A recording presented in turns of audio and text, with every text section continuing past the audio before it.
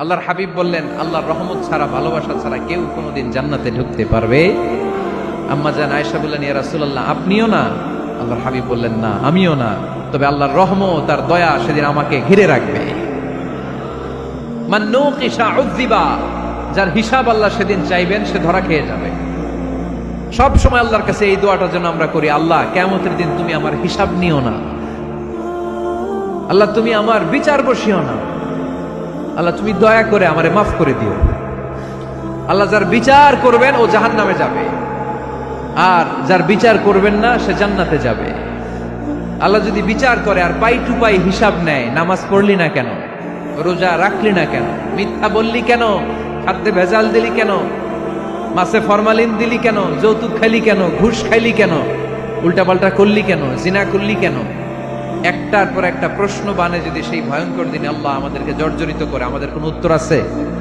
সেদিন আমাদের বাঁচার কোনো উপায় আছে? তাই আমরা সবাই আল্লাহর কাছে দোয়া করবো, আল্লাহ কোনো বিচার টিচার মানি না, কোনো বিচার করতে পারবো না, দয়া করবা। কথা কয় না? কি করবে? এবার আওয়াজ করে বলেন, বিচার চান না দয়া চান? রোজ হাসরে হে আল্লাহ আমার করোনা বিচার, আল্লাহ করোনা বিচার, পড়েন আমিন। রোজ হাসরে হে আল্লাহ আমার করোনা বিচার, আল্লাহ করোনা বিচার, বিচার চাহি না তব দয়া চাহে এ গুনাহগার, আল্লাহ করোনা বিচার, পড়েন আমিন। তিনি যদি দয়া করেন তবেই আমরা জান্নাত যেতে পারবো, ঠিক কিনা?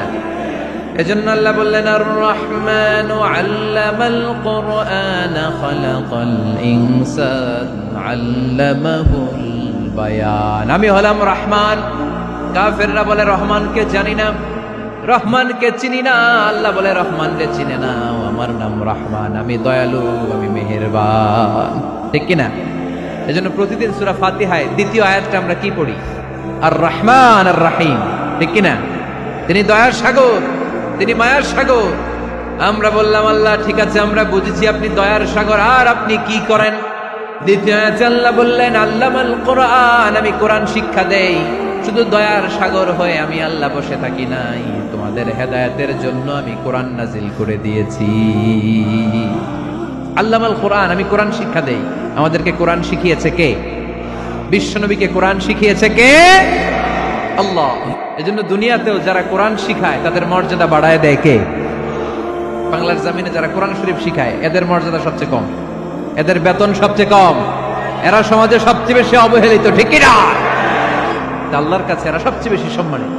আল্লাহর হাবিব বললেন, খায়রুকুম মান তাআল্লামাল কুরআন ওয়া আল্লামাহু, তোমাদের মধ্যে আল্লাহ তাআলার কাছে সবচাইতে প্রিয় শ্রেষ্ঠ ওই মানুষটা যে নিজে কোরআন পড়ে আবার অন্যরে পড়ায় দেয়। সুবহানাল্লাহ পড়ে। আপনি যদি কাউরে শুধু সূরা ফাতিহাটা শেখান, কোন সূরা? সূরা ফাতিহাটা যদি শিখায় দেন, সে যতদিন সূরা ফাতিহা তেলাওয়াত করবে ওই তার তেলাওয়াতের একটা পার্সেন্টেজ সওয়াব আপনার আমলনামায় আছে না নাই? সে যদি আবার আরেকজনের শিখায়, ওই লোক যদি আবার আরেকজনের শিখায় দেয়, এরকম যতজনকে তারা শিখাবে প্রত্যেকের তেলাওয়াতের একটা পার্সেন্টেজ সওয়াব আপনার আমলনামায় ঢুকায় দিবে কে? এজন্য কোরআন নিজেও শিখবো, অন্যকেও শেখাবো। রাজি আছেন তো? আপনাদের এখানে মসজিদে কোরআন শিক্ষার আসর আছে নাকি? হ্যাঁ, এই যে বাড়ির পাশে যে একটা মসজিদ দেখলাম, কোরআন শিখায়। কিবার শিখায়? প্রতিদিন। কে শিখায়? ইমাম সাহেব। বেতন টেতন দেন তো? কত দেন? 1 লক্ষ মাসে? 5-6 হাজার? বলে কি?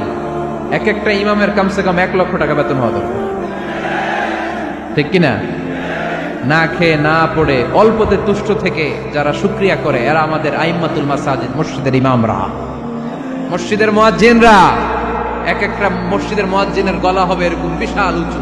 কিয়ামতের ময়দানে সবাই আমরা এর দিকে তাকায় থাকবো, কিরে ভাই তোর গলা উঁচু কেন? সে বলবে, আমার এই গলা দিয়ে প্রতিদিন 5 বার আমি আজান দিয়েছি। কিয়ামতের ময়দানে ঠিকই সম্মানিত, দুনিয়ায় আমরা চিনলাম না ওনাদেরকে। এজন্য কোরআন শিক্ষার আসর জন্য আমরা গড়ে তুলি। তালিমুল কোরআন প্রজেক্ট লাগবে, শিশুদের কোরআন শিক্ষার আসর, নারীদের কোরআন শিক্ষার আসর, বয়স্কদের কোরআন শিক্ষার আসর। আমরা কোরআন শিখে মরতে চাই, কোরআন জেনে মরতে চাই। No excuse will be granted that day. সেদিন আল্লাহ কোনো এক্সকিউজ গ্রহণ করবে না। সব পারো, হিন্দি তো ঠিকই কইতে পারো। হিন্দিতে কথা কইতে পারে না ছেলেপেলেরা? হিন্দি সিনেমা এমন দেখা দেখে হিন্দিতে কথা কইতে পারে। তো হিন্দি ভাষা বুঝতে পারলে, শিখতে পারলে আরবি পারলা না কেন? কোনো এক্সকিউজ, ওজর, আপত্তি সেদিন আল্লাহ গ্রহণ করবে? শরীয়তপুরের ভাইরা, আসুন আমরা কোরআন শিখি, আসুন আমরা কোরআন পড়ি। প্রতিদিন একটা আয়াত হলেও কমপক্ষে আমরা যেন কোরআনের অর্থ পড়ি, বঙ্গানুবাদ পড়ি। রাজি আছেন তো? আপনাদের স্মার্টফোন আছে কার কার হাতে দেখি?